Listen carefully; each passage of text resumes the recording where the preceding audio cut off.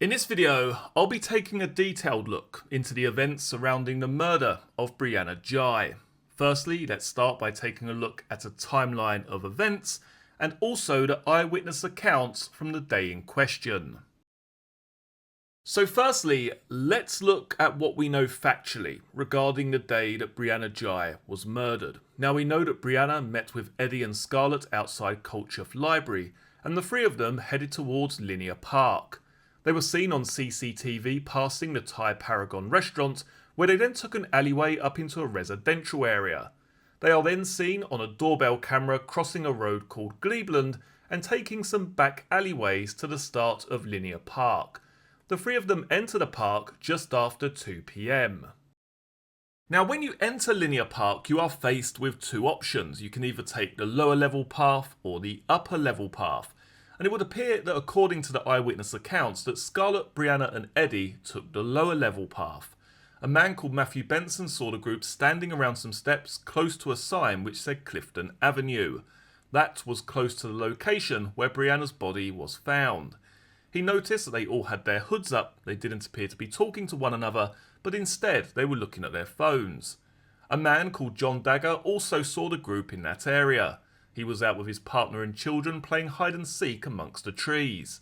When he saw them, they were at the bottom of the steps that lead between the upper and lower levels.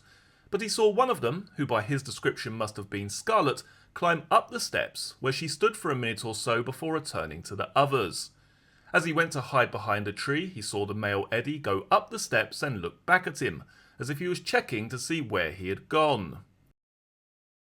So let me just break down that information that I've shared with you there. So we've got Brianna, Eddie and Scarlett walking into Linear Park just after 2 o'clock. They're then seen at the bottom of these steps here, sort of milling around, hanging around, not doing particularly much.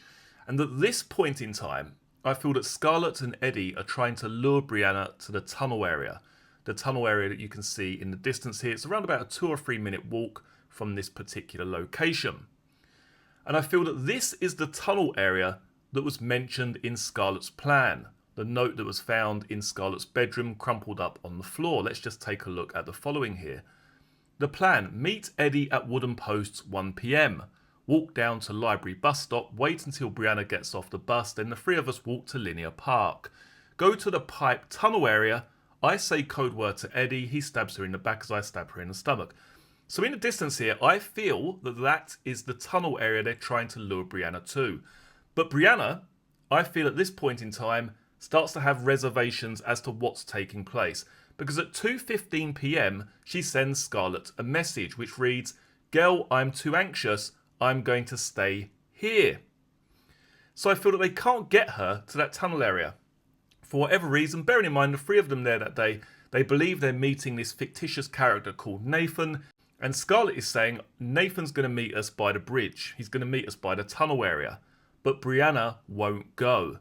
And at some point in time, Brianna ends up sitting on the bench. They walk up to the top of the steps and Brianna sits on the bench. Now, we also need to factor in that during this time period with Scarlett, Eddie and Brianna stood at the bottom of the steps, Scarlett is communicating on her mobile phone with two separate social media accounts, her own social media account and also another that she has created under the name of Nathan. Now she's telling Brianna, oh, Nathan's going to meet us later, Nathan's going to be here in 5 or 10 minutes time, Nathan's going to meet us at the tunnel area. She's pretending basically to be two different people. But Brianna actually picks up on this because Brianna sent her separate friend a message which said, "Girl, Scarlett is so weird, I think she's pretending to have a dealer." So when we combine those two pieces of information, the fact that Brianna won't go to that tunnel area or she won't move from where she was stood at that time, and we combine that with the fact that Brianna has then sent a message to her friend saying, "Girl, Scarlett's acting really weird, she's pretending to have a dealer," there's every chance here that Brianna actually knew that something was very wrong, or at least something wasn't quite right that day. So anyway, we've got Scarlett communicating between these two accounts. And again, it's important to remember that Scarlett is in control of both of these social media accounts. So now let's take a look back at some of the messages which were exchanged between Brianna and the Scarlett and Nathan accounts.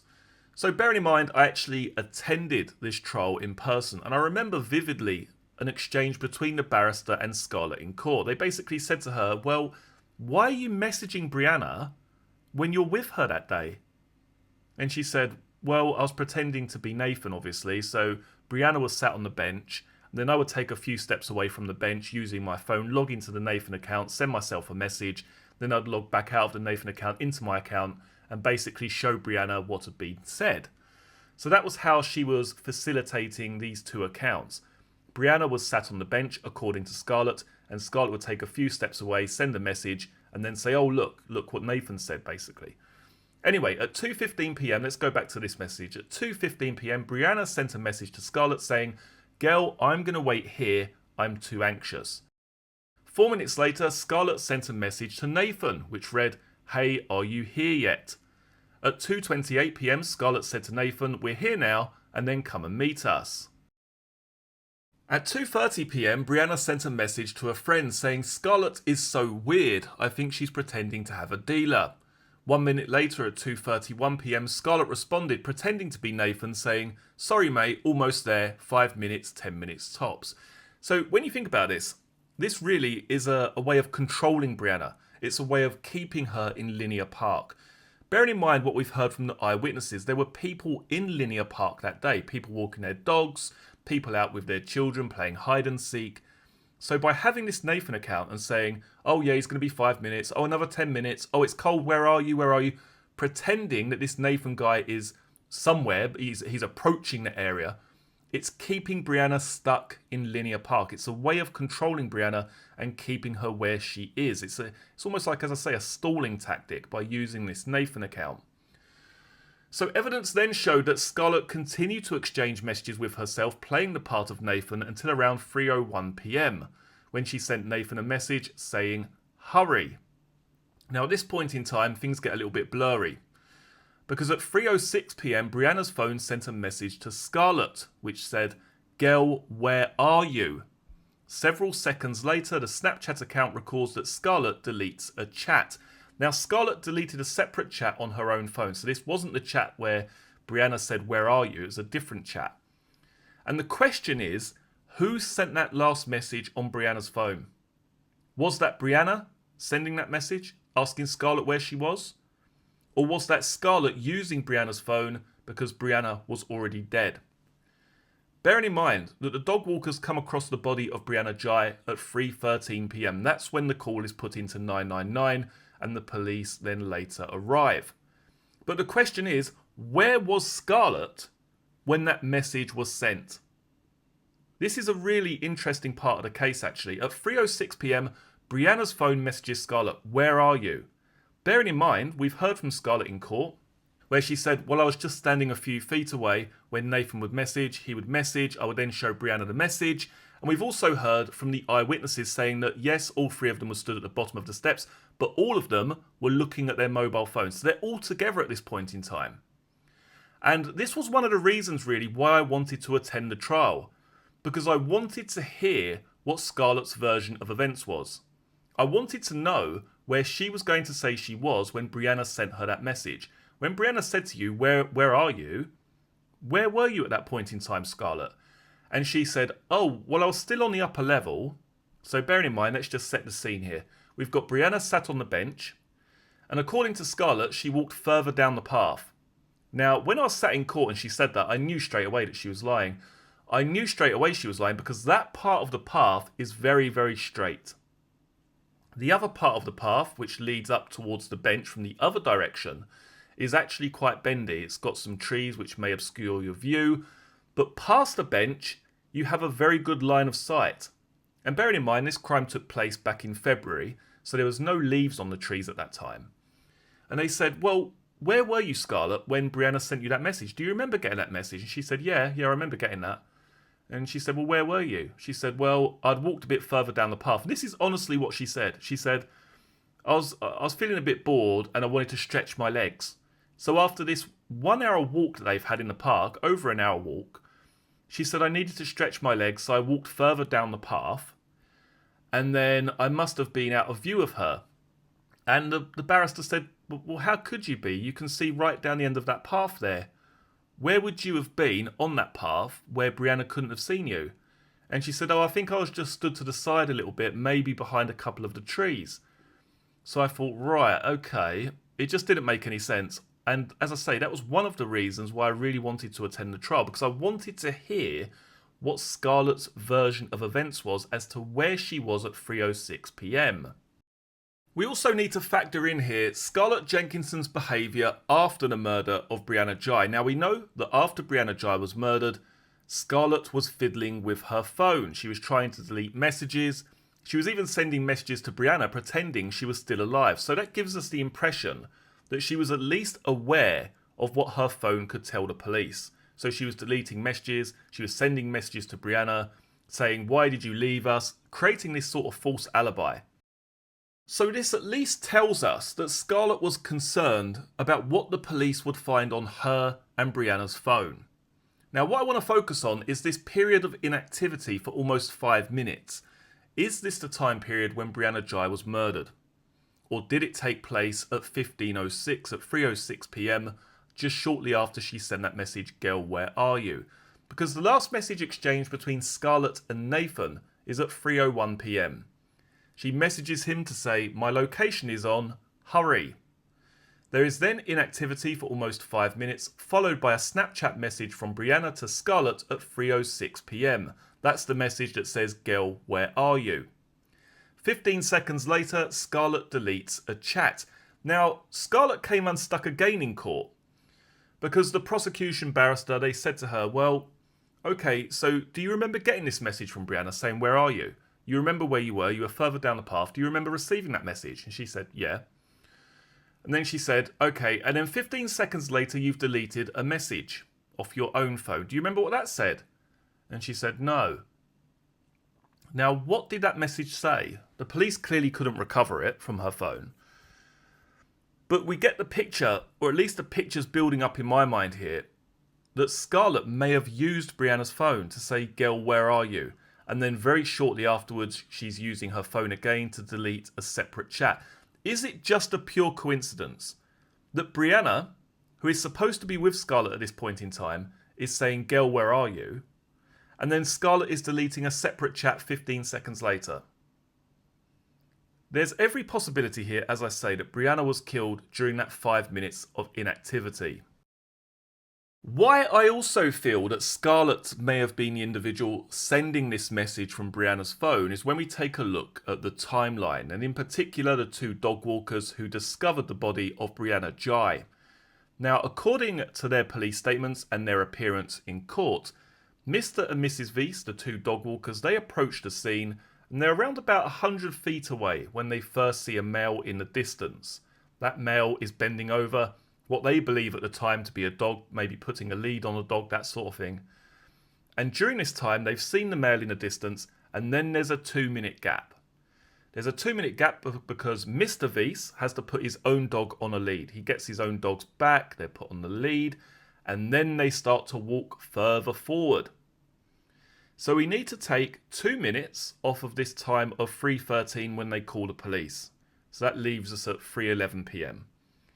We then need to factor in around about a minute from when they then start to walk further forward and they discover the body of Brianna Ghey. So they're walking forward, they can see Eddie and Scarlett entering the field, making their escape.